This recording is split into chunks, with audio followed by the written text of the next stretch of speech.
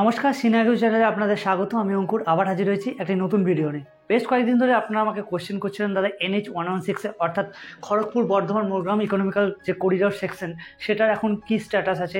আপনারা অনেকেই আমাকে কমেন্ট করেছেন, তাই আমি এই ভিডিওটা বলেছিলাম আপনাদের জন্য একটা ভিডিও নিয়ে আসবো। ভিডিওটা আনতে এই জন্যই লেট হচ্ছিল, কারণ আমি পুরো ডেটা রেডি করছিলাম। কারণ আগেকার ডেটা এখনকার ডেটা মেলানো, সেটাকে একটু পড়াশোনা করে নেওয়া, এটা একটা আমার নৈতিক কর্তব্য, কারণ আপনাদেরকে ভুল আমি ইনফরমেশান দেবো না। তো প্রথমেই জানাবো যে এই যে খড়গপুর বর্ধমান মোরগ্রাম ইকোনমিক্যাল সেকশন, এটা তো ভারতমালা প্রজেক্টের অন্তর্গত, এবং এটা কোন কোন জায়গা দিয়ে যাবে তার মৌজাগুলো, এবং সে সময় যেসব সার্ভেয়ার বা যেসব আমিন তাদেরকে রিক্রুটমেন্ট হয়েছিল দুটো জেলা, যেটা পশ্চিম মেদিনীপুর জেলা আর মুর্শিদাবাদ জেলা, তাদের জেলা অফিস থেকে ল্যান্ড অ্যাকুইজিশন সেকশন থেকে একটা ভ্যাকেন্সিও বের করা হয়েছিল, সেগুলো সম্বন্ধে বলেছিলাম। এবং যে EIA এনভায়রনমেন্টাল যে ইম্প্যাক্ট, সেই ইম্প্যাক্টগুলো সম্বন্ধে বলেছিলাম, যে রাস্তা যেসব জায়গা দিয়ে এই রাস্তাটি যাবে তার এই ফরেস্ট থেকে শুরু করে সেখানকার জল, সেখানে ব্রিজ কটা হবে কী বৃত্তান্ত, এবং সেখানে এয়ার পলিউশন, তারপর নয়েজ পলিউশন, সেগুলোর ওপরে কীরকম মান্যতা দেওয়া হবে, সেগুলোর ওপরে একটা টোটাল কিন্তু ইম্প্যাক্টের ওপরে একটা রিপোর্ট বানিয়েছিল। সেটা সম্বন্ধে আমি আপনাদেরকে একটা বিস্তারিত জানিয়েছিলাম।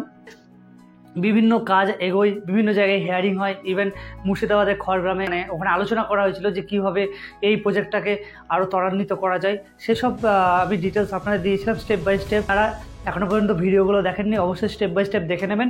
আমি সেই সব ভিডিওগুলোতে সাবলীলভাবে বোঝানোর চেষ্টা করেছিলাম এই প্রজেক্টটা সম্বন্ধে। তো আজ আমি আবার একটা বিষয় নিয়ে সাবলীলভাবেই আপনাদের বোঝাবো। তার আগে আপনাদের একটা ডিসক্লেমার দিয়ে রাখি, আমি কোনো গভর্নমেন্টের কোনো অর্গানাইজেশনের তাদের কোনো কথা বা কিছু বলছি না, জাস্ট ডকুমেন্টের উপর ভিত্তি করে আমি একটা অ্যাজাম্পশন আপনাদেরকে বলছি। এটা কিন্তু কোনো সরকারি কথাবার্তা নয়। সরকারি কথাবার্তা তারা সরকারের যেভাবে তাদের নিয়ম সেভাবে কিন্তু বলবে। আমি জাস্ট এই প্রজেক্টটা সম্বন্ধে একটু আমি ইন্টারেস্টেড, সেটা বোঝার সুবিধার্থে আপনাদেরকে একটা বেস দেওয়ার চেষ্টা করছি, জাস্ট এইটুকুই, এর থেকে বাইরে কিছু কিন্তু নয়। এই যে ল্যান্ড অ্যাকুইজিশন বলুন, হেয়ারিং বলুন, বা বিভিন্ন জায়গায় ডেট, ল্যান্ড অ্যাকুইজিশন কবে হবে, আমাকে ডাকছে না, বিভিন্ন জন বিভিন্ন কোশ্চেন করছে। সেই কোশ্চেনে আমি অ্যান্সার দিতে পারি না, কারণ আমি কোনো গভর্নমেন্ট অথরিটির কোনো কিছুই করি না। আমি জাস্ট একজন আপনাদেরকে সাবলীলভাবে এই রোডটা সম্বন্ধে বলছি। সেই সব জাতীয় আপনাদের জানতে গেলে আপনাকে অবশ্যই তা আপনাদের নিয়ারেস্ট কোনো ব্লক অফিস বা আপনাদের যেসব জায়গায় এই NHAI এর বিভিন্ন অফিস, যেখানে এসব ব্যাপারে হেল্প হবে, সেখানেই আপনাদের গিয়ে যোগাযোগ করতে হবে। শুরু করা যাক আজকের ব্যাপারটা। প্রথমে আপনাদের জানাই যে বীরভূম ল্যান্ড অ্যাকুইজিশন সেকশন 3/6/2022 একটা নোটিশ বেরিয়েছিল। এই নোটিশটা বলার একটাই কারণ আছে, সেটা আমি পরে বলছি। তার আগে আপনাদের বলি, সে সময় এই নোটিশটা বেরিয়েছিল, যেটা আমি আপনাদের বলিনি।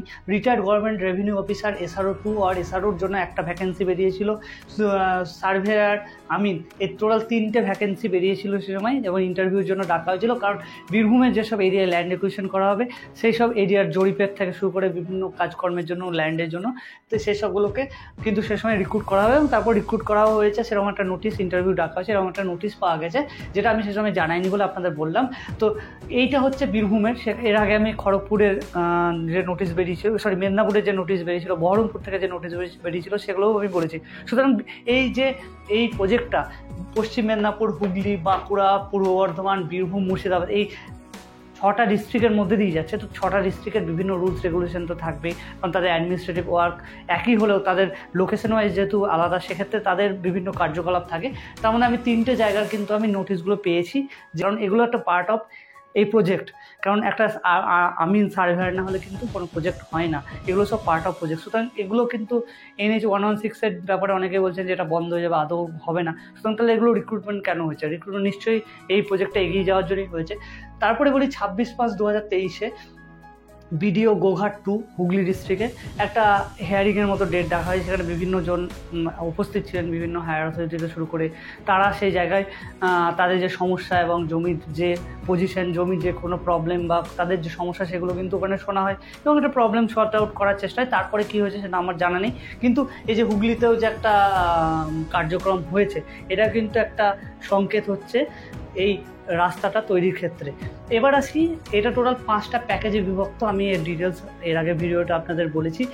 1, 2, 3, 4, 5 টোটাল 41 কিলোমিটার প্যাকেজ 1-এ, প্যাকেজ 2-তে 48 কিলোমিটার, প্যাকেজ 3-এ 43 কিলোমিটার, প্যাকেজ 4-এ 47, প্যাকেজ 5-এ 50। 1 কিলোমিটার এধার ওধার করে নেবেন, দেখবেন 230 কিলোমিটার রাস্তা একটা দৈর্ঘ্য পেয়ে যাবেন, যেটা খড়গপুর থেকে মোরগ্রাম পর্যন্ত যাচ্ছে। তো এই টোটাল 5টা প্যাকেজ এই 6টা ডিস্ট্রিক্টের মধ্যে দিয়ে কিন্তু যাচ্ছে এবং সেই প্যাকেজের সম্বন্ধে যে প্রথম বিডিংটা সেটা আপনাদেরকে বলেছিলাম, খড়গপুর থেকে চন্দ্রকোনা রোড পর্যন্ত যে বিডিংটা, সেটা কিন্তু ডাকা হয়েছিল গত বছরে ডিসেম্বরের দিকে। আমি তার একটা ভিডিও বানিয়েছিলাম। এবার আসি আমরা একটা গুরুত্বপূর্ণ বিষয় আলোচনা করতে, যে এই প্রজেক্টটা সবাই অনেকের প্রশ্নচিহ্ন ছিল যে এই প্রজেক্টটা আদৌ কি হচ্ছে। তাদের ক্ষেত্রে আমি একটা ছোট্ট অ্যান্সার দিই, যে আমি একটা ইন্টারনেটে মিটিংয়ের একটা ডকুমেন্ট পেয়েছি। সেটা হচ্ছে 114 নম্বর annual meeting of PPPAC, public private partnership appraisal commission. এটা একটা কমিশন যেখানে, আমি যেটুকু আমার জ্ঞান দিয়ে বলছি, যেখানে একটা মিটিং ডাকা হয়, যেখানে NHAI থেকে শুরু করে বিভিন্ন উচ্চপদস্থ কর্মকর্তারা থাকেন। তারা ওই মিটিংয়ে যেসব প্রজেক্টগুলো থাকে, এই NHAI প্রজেক্ট, সেই প্রজেক্টগুলোর আগামী দিনে কী কী করা যেতে পারে, কী কী বাধার সম্মুখীন হতে পারে, এবং তাদের বিভিন্ন দপ্তর, সেই দপ্তরের বিভিন্ন এজেন্সি দপ্তরগুলো, সেখান থেকে কোশ্চেন আলোচনা করা হয়, ডিসকাশন করা হয় সেই মিটিংয়ে, এবং সেই ডিসকাশন করে একটা ফুটফুল একটা সিদ্ধান্ত হয় যে আগামী দিনে এই প্রজেক্টগুলো কীভাবে করা হবে। এবং এই মিটিংয়ে 3টে থেকে 4টে একটা গোটা ভারতবর্ষের 3টে বা 4টে এরকম প্রজেক্ট ছিল। সেই প্রজেক্টগুলো ভারতমালা পরিযোজনার আন্ডারে যে প্রজেক্টগুলো, সেগুলো নিয়ে আলোচনা হয়েছে। সেখানে আমাদের এই খড়গপুর বর্ধমান মুরগ্রাম ইকোনমিক্যাল সেকশন, এই NH-106 এর ব্যাপারেও কিন্তু আলোচনা হয়েছে, এবং এটি কেন গ্রিনফিল্ড ইকোনমিক্যাল করিডোর করা হচ্ছে, কেন এক্সিস্টিং রোড দিয়ে এই প্রজেক্টটা যাচ্ছে না, এবং কেনই বা এর কস্ট এত আসছে। এই বিভিন্ন রকম আলোচনা তাদের হয়, এবং সেখানে তারা সিদ্ধান্তে আসে যে এই প্রজেক্টটা কেন দরকারি এবং কেন এটা ইকোনমিক্যাল বুস্ট করবে। এরকম বিষয়ে একটা মিটিং কিন্তু অ্যানুয়াল মিটিং 114 নম্বর অ্যানুয়াল মিটিং হয়েছে PPPAC, public private partnership appraisal commission. এগুলো প্রতি বছরই হয় যেটুকু আমি বুঝলাম। তো এই যে এতগুলো সাইন আমি দেখছি যে এইসব মিটিং হচ্ছে, সেখানে আমাদের NH-116 এর নাম আছে। তো একটা জিনিস বলবো, আমি যেটুকু বুঝলাম, আমার ওপিনিয়ন থেকে বলছি আপনাদের, জমি জট বিভিন্ন জায়গায় থাকতেই পারে, এটা তো আমরা জানি। আমাদের রাজ্যে জমি জটের একটা বড় প্রবলেম আমাদের থাকে বিভিন্ন জায়গায়, যেহেতু বিভিন্ন ডিস্ট্রিক্ট দিয়ে যাচ্ছে, যেখানে ধানি জমি থেকে শুরু করে বিভিন্ন খাস জমি থেকে শুরু করে বিভিন্ন জমি থাকে, এবং তাদের টাইপ অফ জমি থাকে। সুতরাং এই প্রজেক্টটা হয়তো ডিলে হচ্ছে, কিন্তু আমরা আগামী দিনে কোনো একটা ভালো নিউজ পাবোই, মানে ফিজিক্যালি কাজের যেটা নিউজ সেটা আমরা পাবোই। অনেক হয়তো পেপার ওয়ার্ক থাকে, এত রকম পেপার ওয়ার্ক থাকে, সেগুলো করতে টাইম লাগে, যেগুলো আমাদেরও জানার কথা না, কারণ এগুলো সব মানে স্টেট বলুন, সেন্ট্রাল বলুন, তাদের নিজস্ব ইন্টারনাল ম্যাটার। তো এটা কিন্তু 4 লেন প্রজেক্টের কথা বলা যায়, পরে 6 লেন এক্সিস্টেড হতে পারে। তো এই গ্রিনফিল্ড ইকোনমিক্যাল করিডোর, যেটা ভারতমালা পরিযোজনার আন্ডারে যাবে, এবং আগামী দিনে আমরা অবশ্যই এই প্রজেক্টটা দেখতে পাবো, আশা রাখি।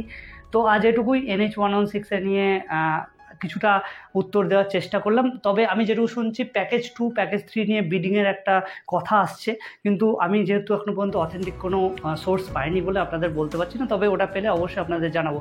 আর একটা হচ্ছে কলকাতা বারাণসী যে এক্সপ্রেসওয়ে, সেই এক্সপ্রেসওয়ের ব্যাপারে আমি পরে আপনাদের নিয়ে আসবো। আমি আমার কমেন্টগুলো দেখেছি, তো আগামী দিনে সেসব প্রজেক্টগুলো নিয়ে আলোচনা করব, আরও যেসব বিভিন্ন প্রজেক্ট। তো কমেন্ট করে জানাবেন আপনারা যে ভিডিওটা কেমন লেগেছে, এবং অবশ্যই একটা জিনিসই বলবো, আমি আবারও বলছি, আমি কিন্তু যেটুকু সোর্স থেকে পাচ্ছি খবর, সেটুকুই আপনাদের দিতে পারবো, কারণ এগুলো সবই ইন্টারনাল ম্যাটার। তো আমাকে খামোখা কোশ্চেন করবেন না, দাদা জমি অধিগ্রহণ কবে হবে, কারণ আমি অথেন্টিকেট পার্সন নই। আমি জাস্ট আপনাদের হেল্প করতে পারি যে এই প্রজেক্টটা এই স্টেজে এই অবস্থা আছে, on the basis of documentation. আমি যেটুকু ডকুমেন্ট কাছে পাই আপনাদের অথেন্টিকেট নিউজ দেওয়ার চেষ্টা করি। তো আজ এটুকুই। আবার ভালো থাকবেন সবাই, সুস্থ থাকবেন, আবার দেখা হবে নতুন একটা ভিডিওর সঙ্গে থাকুন সবসময়। নমস্কার।